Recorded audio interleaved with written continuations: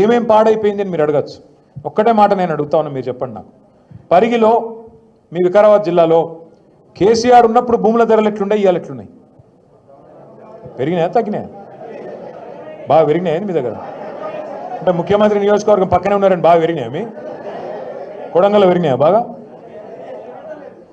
ఒక్క పరిగి కొడంగల్ కాదు, రాష్ట్రంలో ఎక్కడ కూడా ఇలా ఏ ఒక్క మనిషి కూడా సంతోషంగా లేడు. మీరు రైతుల కాడికి పోండి, రైతులు చెప్తున్నారు, ఖుల్లా చెప్తున్నారు, అన్న మోసం జరిగిపోయింది, తినే పల్లెంలో అన్నంలో మన్ను పోసుకున్నట్టు అయిపోయింది, మంచిగుంటిమి, రైతు బంధు వస్తుండే, రైతు బీమా వస్తుండే, టైంకి ఎరువులు దొరుకుతుండే, విత్తనాలు దొరుకుతుండే, పండించిన పంటకు గిట్టుబాటు ధర ఉంటుండే, పైసలు టైంకి పడుతుండే, మంచిగా పొక్తాగుంటిమి, కళ్ళల కాడికి వచ్చి వడ్లు కొనుక్కపోదురు. ఇలా ఏం పరిస్థితి వచ్చింది? కొనటోడు లేడు, టైంకి ఎరువులు దొరకాయి. మళ్ళీ ఇప్పుడైతే మల్లేష్ గారు చెప్పినట్టు చెప్పులు లైన్లో చెప్పులు పెట్టుకొని ఇవాళ మళ్ళొకసారి ఆధార్ కార్డులు పెట్టి ఆధార్ కార్డు ఎగిరిపోకుండా దాని మీద బండ పెట్టి ఇంత కథ చేసే పరిస్థితి మళ్ళీ వచ్చింది.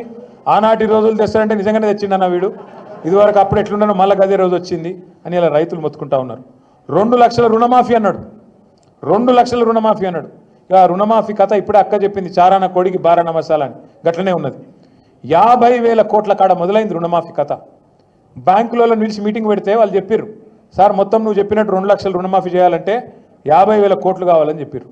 50,000 కోట్లు అంటే ముఖ్యమంత్రి రేవంత్ రెడ్డి గారు మొదలు డైలాగులు కొట్టాడే, చేసేద్దాం, ఎడమ చేత్తో చెప్తా కుడి చేత్తో చెప్తా అన్నాడు.